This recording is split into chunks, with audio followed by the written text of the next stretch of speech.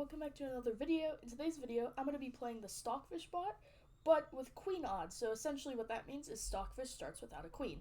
So my friend is going to be using Stockfish for this game so that he can play all of the best moves, and I'm going to try to win.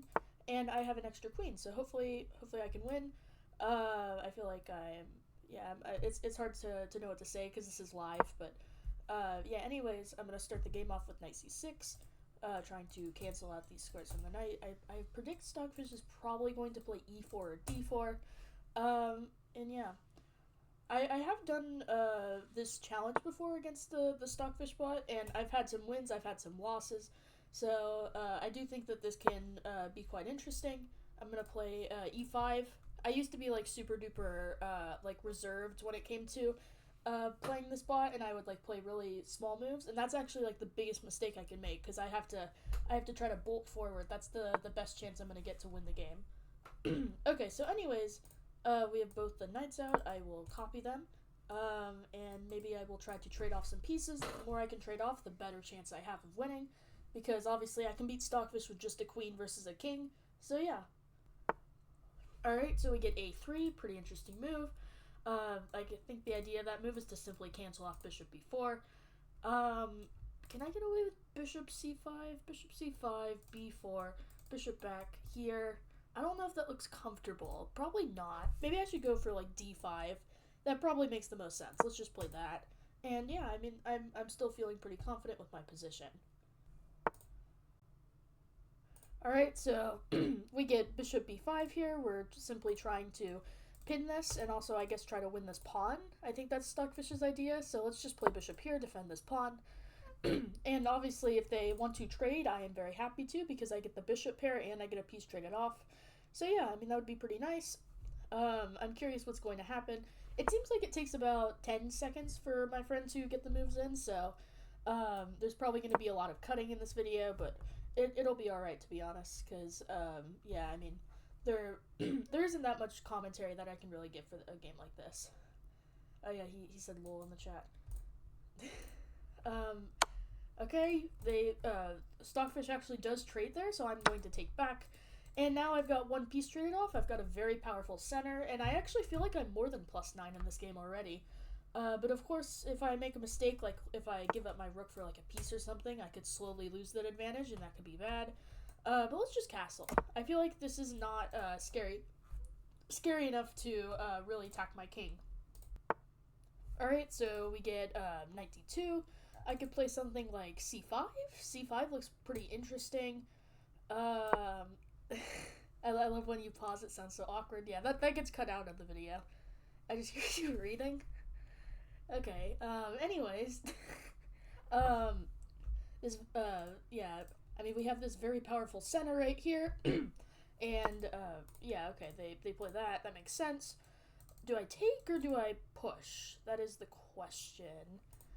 The thing is, this bishop is going to be very horrible if I just leave it there. I think I probably should take. That seems the most logical. Yeah, let's take here. Let's take here. And then I want to play bishop b7, probably. That seems like the best idea. Maybe even play something like this. I don't know. It's kind of tough to decide here, but I mean, I'm the only person with a light squared bishop, so I've got much of the dominance over the light squares in this game, especially since there's no queen for the white pieces. But of course, Stockfish is Stockfish, so there is a good chance that something crazy could happen that's unexpected. Alright, so we get castles. That's a smart move, I think, but now it definitely does feel like there's less potential for them to attack me, since their king is over on that side now. What do I do here, though? That's the question. I want to get this traded off at some point, this dark squared bishop. Let's just play rook e8 and see what happens there. Alright, so we get rook e1. That's a pretty solid looking move. Now, do I want to play queen d7? Maybe queen e7. I feel like queen d7 maybe makes the most sense. Maybe even just h6, actually. Yeah, I like to play, or I'm going to play h6, actually, because I like the idea of this, and that also creates some luft in the future. I think that's what it's called, or is it called luft? I don't know. But anyways, yeah, make sure I can never get back ranked, really. Unless something is covering this square, which is pretty unlikely with no light squared bishop. Alright, now we get knight c4. It's a solid looking move. It looks like they might be going after this bishop, but I don't fully see why they would, because that bishop is bad. Maybe Stockfish plans on playing knight b4, or sorry, not knight b4, knight a5, and attacking this bishop right here. So in that case, maybe I should play rook b8 and get this file. Alright, and let's see if that's going to get played. Alright, so that does not get played, but actually the other move doesn't get played either. Instead, we simply get bishop d2, which is a pretty interesting move. I'm thinking maybe bishop f8. Yeah, I like bishop f8 here, actually. I think this is a good re-rotation, and it also kind of opens up the position a little bit more. And I think overall it's a pretty fine move. We might see something like rook d1. If we see rook d1, then maybe I play queen e7. I should try to get all of my pieces out, and then hopefully try to start trading. Okay, we do actually see rook d1. And yeah, I'm going to play queen e7 here. And yeah, I mean, we'll see what happens. My pawn structure is a little bit ugly, but I feel like that's all Stockfish really has on this position so far. So yeah. Alright, so we get a3 here. Interesting move. Maybe I'd play rook d8, but the question is which rook should go there. I'm guessing this rook should probably. Yeah, I think that would make the most sense. Yeah, we're gonna bring this rook here, and I think this is a pretty decent idea. And I do think that this side, even though the pawns are pushing, it might actually weaken the pieces. Alright, so we get f3. That's an interesting looking move. I don't know if that's actually the right move, though, because it looks like it opens up a diagonal, potentially. But maybe it is a good move, because it's kind of like locking the position a little bit, and obviously Stockfish is going to want to lock the position.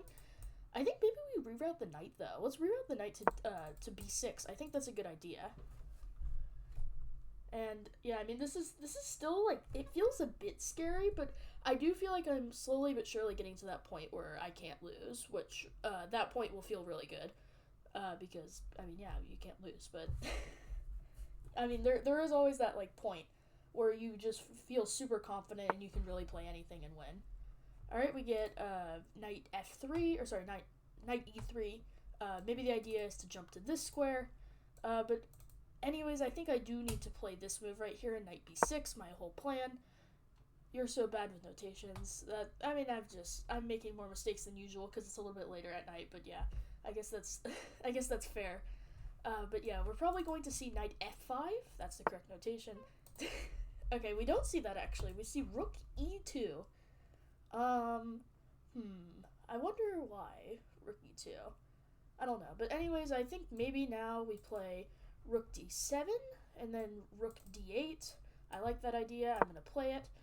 The reason no rook d6 is because of knight here. We don't want to get forked. Because even though we're still definitely winning that position, there's no reason to give the white pieces any counterplay. So yeah, I wonder what we're going to see here. It's confused? Wait, that's actually really funny. I wonder what's happening on your end right now. It keeps switching? Oh, okay. I mean, I'll give you a little bit of extra time. There you go. So now you can give it some time to think and decide. Alright, so we actually get a5 here. That's actually a good move, I'm pretty sure. Which I'm pretty sure Stockfish is actually known for. I mean, yeah, but anyways, I think right here maybe we just play rook d8. Good move. Yeah, it's technically, I guess, the best move, but yeah. I think maybe just rook d8 here. That seems like the best idea. And if they play a5, we can probably slide our knight to c8. And this doesn't look that bad. Maybe we can reroute like this.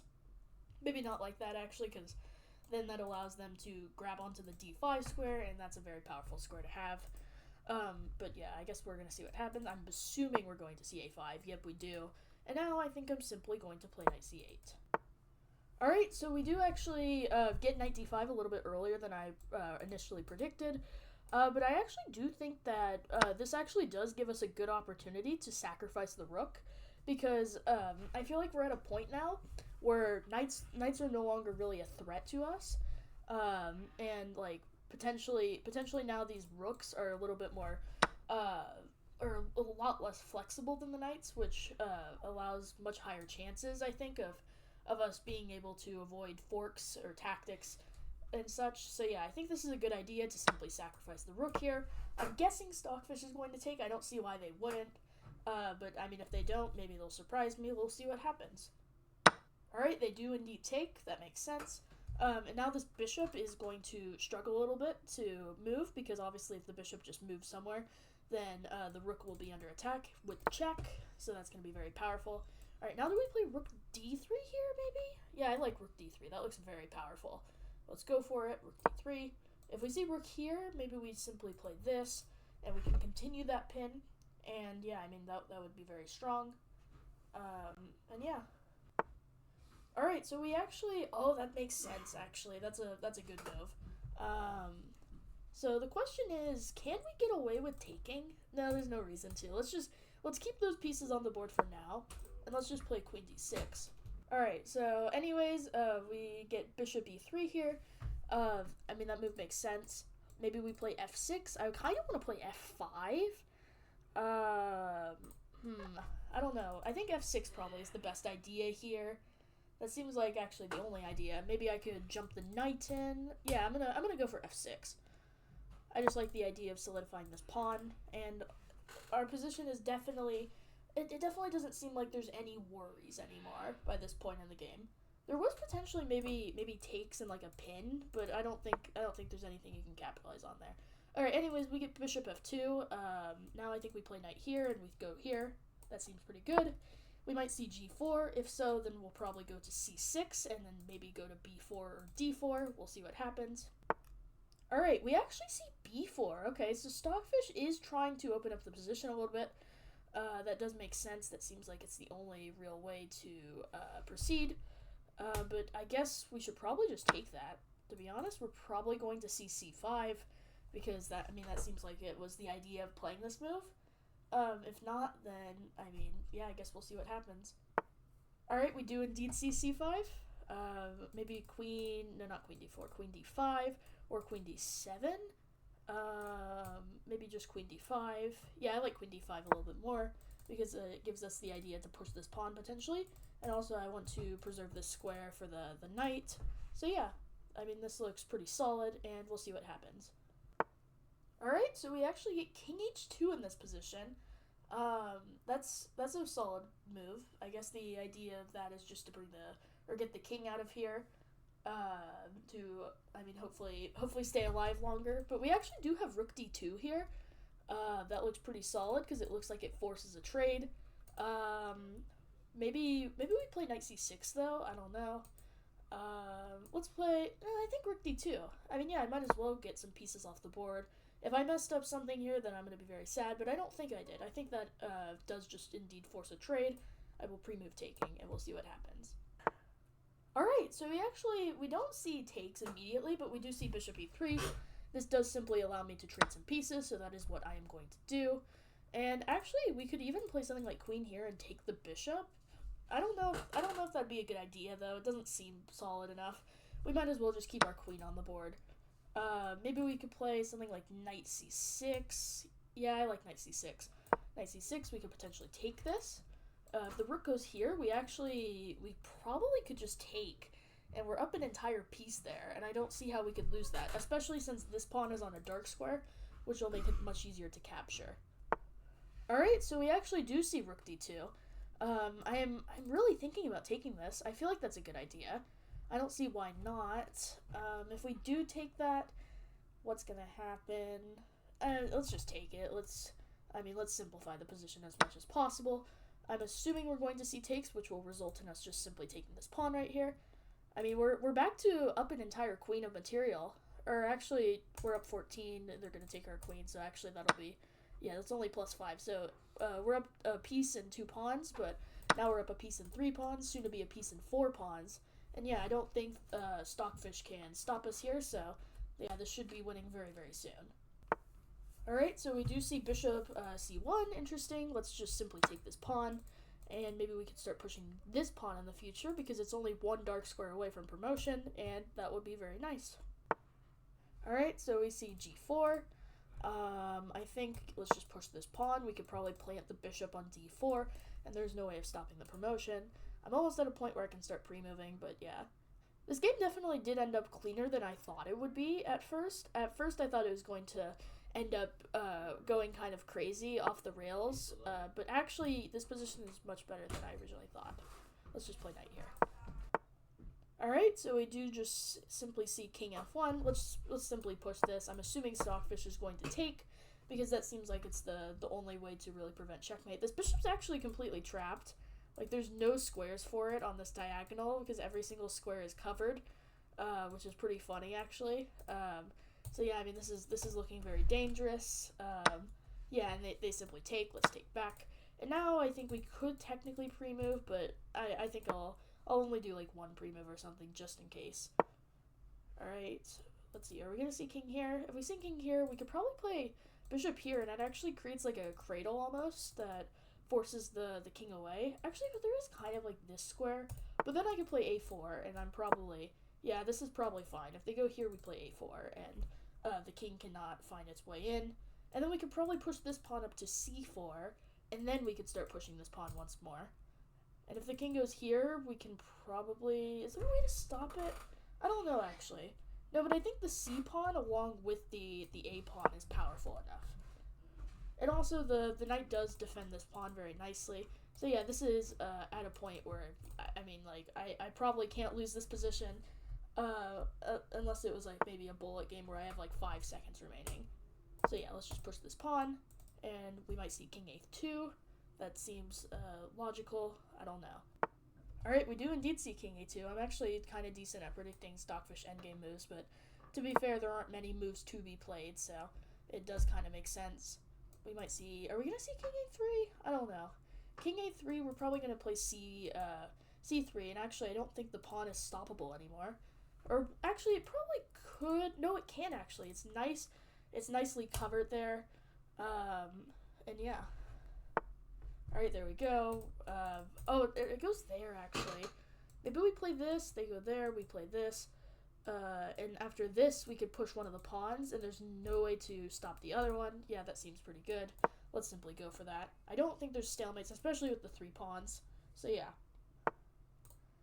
Alright, and now I think I can simply just play c3 here. And there's no way for the engine to stop both of the pawns. If they go to b1, we push a2. They probably, I mean, if they go here, we could simply push this also, but if they take, we go here, and we nicely cover that b1 square. Very, very nice. And yeah. Alright. Oh, we see king, oh yeah, king b3, but there's still a2. Still a2, very nice. They now have to take, and then we play c1, c2, and then we eventually play c1. And this pawn is also defended, so that does help the case a little bit. Alright, and now we play c2. And we can probably pre-move making a queen, but I'm not going to just in case. I know there's nothing that can happen really, but yeah, sometimes it's nicer to just play calm, especially when there's 21 plus minutes on the clock. So yeah, there's no real chance of me flagging here. And yeah, let's make a queen. And now the real question is, what's the fastest checkmate? I mean, the bishop and the knight are actually contributing a lot to covering a lot of squares. So there's probably a way to checkmate pretty fast. Like maybe queen c4 and queen a4. Okay, wait, we see king there. Now I think we play queen here though, and then we move the knight, and then we play checkmate. I think that's how it's going to probably end up the fastest. So we can probably pre-move it actually. Let's just do that because I feel confident enough in those moves.